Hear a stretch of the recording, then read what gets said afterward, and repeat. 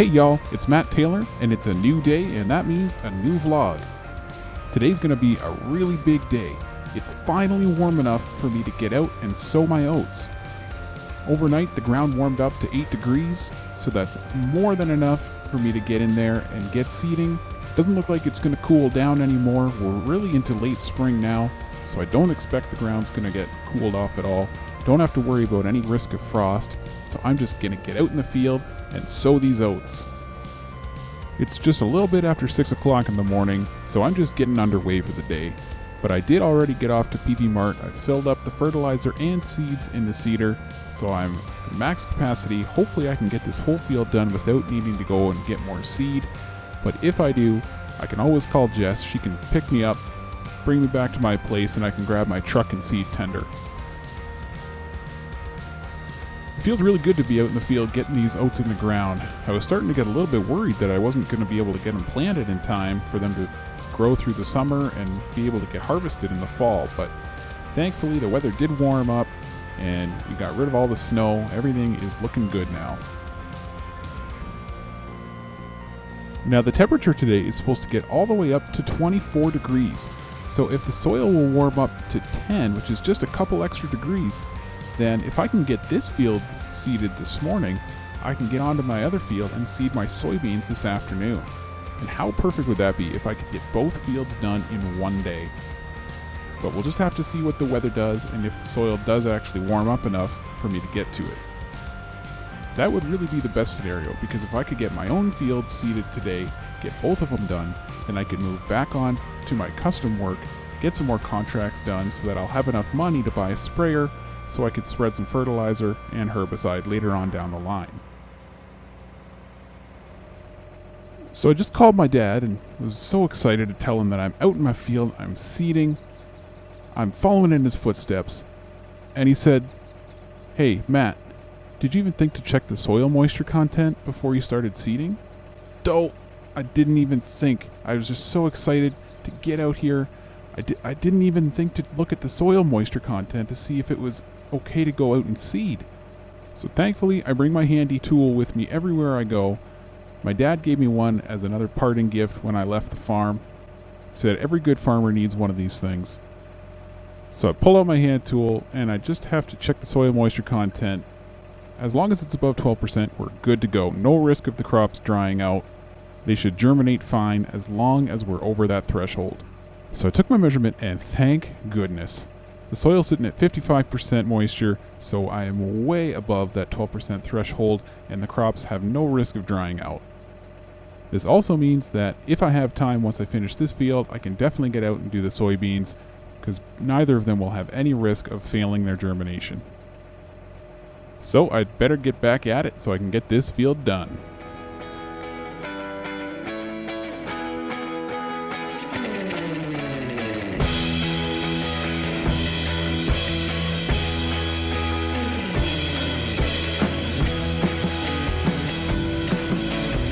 So I'm just finishing up my field here with the oats. I can't believe I got it done super quickly, and I have barely any seed left in my seeder. So I'm gonna have to head back, fill it up, and then I can get out and do my soybeans. So I just popped down to the PV Mart to fill up my seeder. I have enough fertilizer to get me through when I plant my soybeans, but I definitely needed a lot more seed. So I'm just going to fill this up and then I can bring it home and wait for the soil to warm up. And while I was here, I did see Jess. She's over there. She's working her second job here at the PV Mart. And she's just taking an inventory of how much seed they've got left, how their supplies are looking. But it was good to see her for a minute when I was down here. So I've got the seeder all filled up and I am going to head back home and probably head out on a custom job for a little while I wait for the ground to warm up.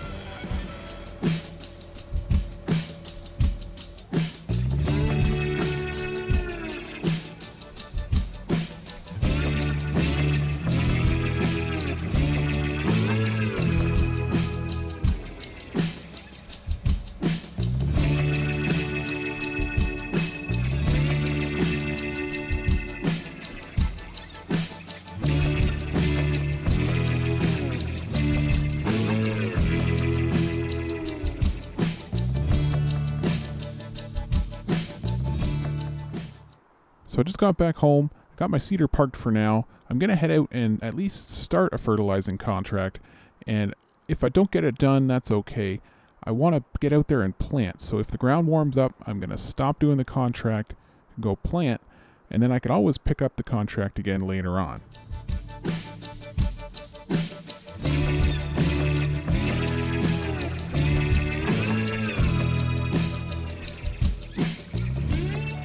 So we'll take out the 3540 Fert and Lime spreader. I'm just going to head over to field number 19 and start on that one. Should be a pretty quick contract. It's a fairly small field and it's right here beside my house. If I get it done and the ground still hasn't warmed up, then I'll move on to number 5. So I'm just going to get started here on field number 19. If I don't get this one done, that's okay. But I should be able to get it done, and then maybe the ground will have warmed up and I can get out and plant my soybeans. And if I get this one done and the ground hasn't warmed up, then I'll head over to field number 5 and start on that one. It's a huge field, so I'm definitely going to have to do it in parts anyway, so if I go over there and do a bit, then stop and go seed my field, that's okay too. Well, the air temperature's gotten up to about 23 degrees, but the soil's still sitting at 8, and I'm just about finished this contract. So I'll probably head over to PV Mart right there, fill this thing back up with fertilizer, and then head over to field number 5 to get that contract started.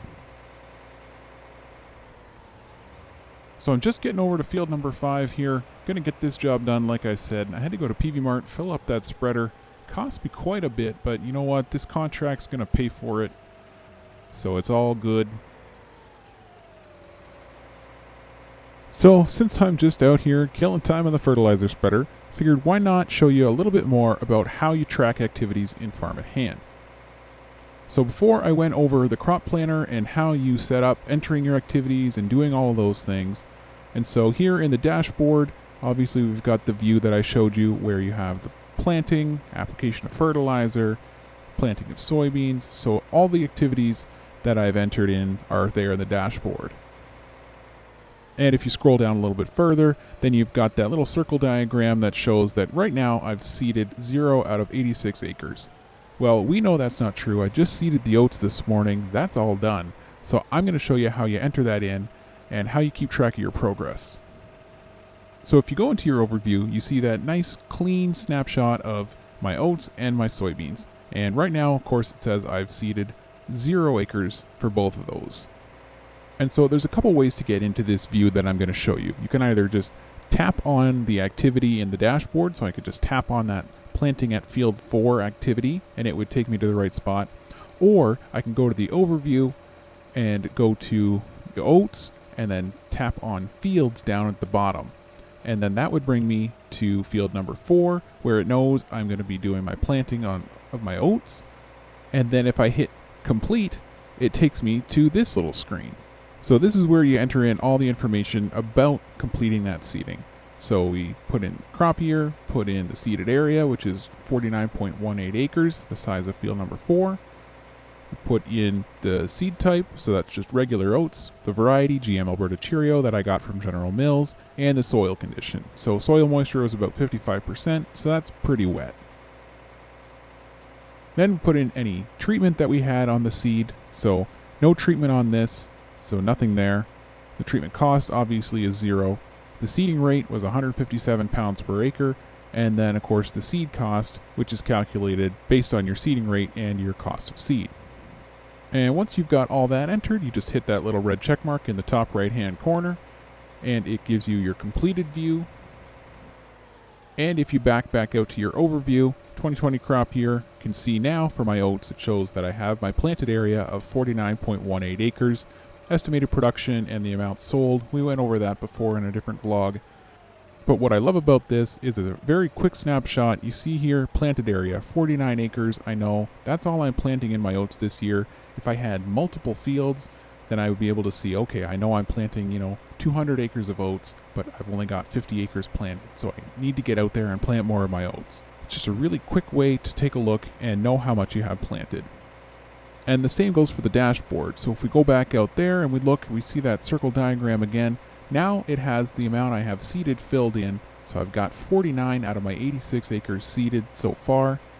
With only 86 acres, Not a lot to keep track of, so pretty easy to do, but once I get up there and hopefully I'll be farming, 200-300 acres of land or more, then I'm really going to need to start keeping track of it like that. So that's it for Farm in Hand for now. I just wanted to give you a little bit more detail on that really cool feature. I love the crop planner. I love keeping track of the activities in here. It really helps keep me organized. So that's going to do it for my night. You won't believe it. I ran out of fertilizer with less than an acre to go in that field. So I'm going to have to go back to PV Mart when it opens in the morning, fill this thing up, go back, finish off that field, and then I can move on to other contracts, or maybe my field will have warmed up overnight and I'll be able to plant my soybeans. So I'm just going to get this thing home, maybe clean it up a little bit, get to bed myself, and I will see you all again tomorrow morning for more farming. Matt Taylor, out.